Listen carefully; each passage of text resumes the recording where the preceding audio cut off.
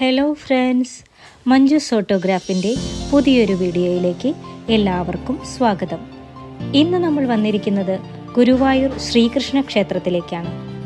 കേരളത്തിലെ തൃശ്ശൂർ ജില്ലയിലാണ് ലോകപ്രശസ്തമായ ഈ ക്ഷേത്രം സ്ഥിതി ചെയ്യുന്നത്. കേരളത്തിലെ ഏറ്റവും പ്രധാനപ്പെട്ട തീർത്ഥാടന കേന്ദ്രങ്ങളിലൊന്നാണിത്. ഈ ക്ഷേത്രത്തിലെ യഥാർത്ഥ പ്രതിഷ്ഠ ചതുർബാഹുവായ മഹാവിഷ്ണു ഭഗവാനാണ്. എന്നിരുന്നാലും ഭഗവാന്റെ 9ാമത്തെ അവതാരമായ ശ്രീകൃഷ്ണസ്വാമിയുടെ പേരിലാണ് ഈ ക്ഷേത്രത്തിൻ്റെ പ്രസിദ്ധി.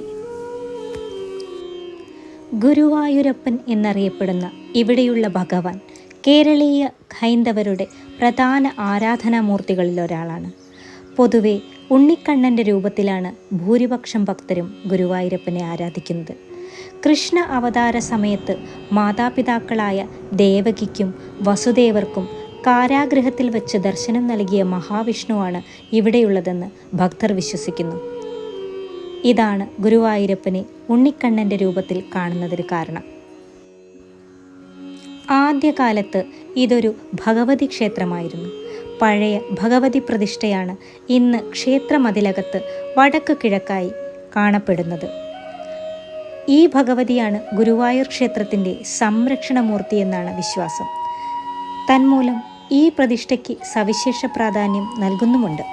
ക്ഷേത്രത്തിൽ ഉപദേവതകളായി ഗണപതി, അയ്യപ്പൻ, സുബ്രഹ്മണ്യൻ, ഹനുമാൻ, നാഗദൈവങ്ങൾ എന്നിവർക്കും പ്രതിഷ്ഠകളുണ്ട്. കൂടാതെ അദൃശ്യ സങ്കല്പമായി ശിവന്റെ ആരാധനയും നടക്കുന്നുമുണ്ട്. ഇതാണ് തെക്കേ നട.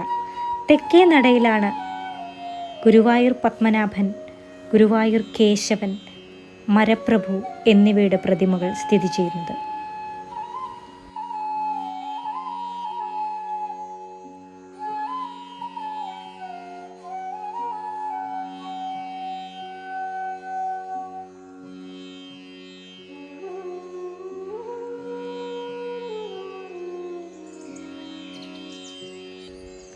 കുംഭമാസത്തിൽ പൂയം നക്ഷത്ര ദിവസം കൊടിയേറി 10 ദിവസം നീണ്ടു നിൽക്കുന്ന ഉത്സവമാണ് ക്ഷേത്രത്തിലെ പ്രധാന ആഘോഷം. കൂടാതെ വൃശ്ചിക മാസത്തിൽ ഏകാദശി വ്രതം, ചിങ്ങമാസത്തിൽ അഷ്ടമി രോഹിണി, തിരുവോണം, ദീപാവലി, മേടമാസത്തിലെ വിഷു, ധനു 22-നും മകരത്തിലെ 4ാമത്തെ ചൊവ്വാഴ്ചയോ വെള്ളിയാഴ്ചയോ ആയി നടക്കുന്ന ഭഗവതിയുടെ താലപ്പൊലികൾ, 27 ദിവസം നീണ്ടു നിൽക്കുന്ന വൈശാഖ പുണ്യമാസം എന്നിവ അതിവിശേഷമാണ്.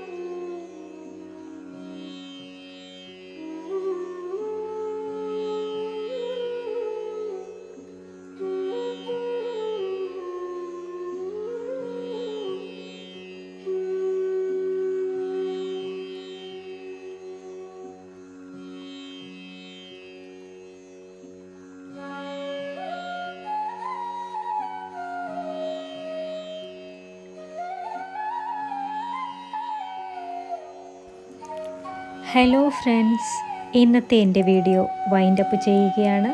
ഈ ചാനൽ ആദ്യമായി കാണുകയാണെങ്കിൽ സബ്സ്ക്രൈബ് ചെയ്യാൻ മറക്കരുതേ. Thank you for watching. Have A nice day.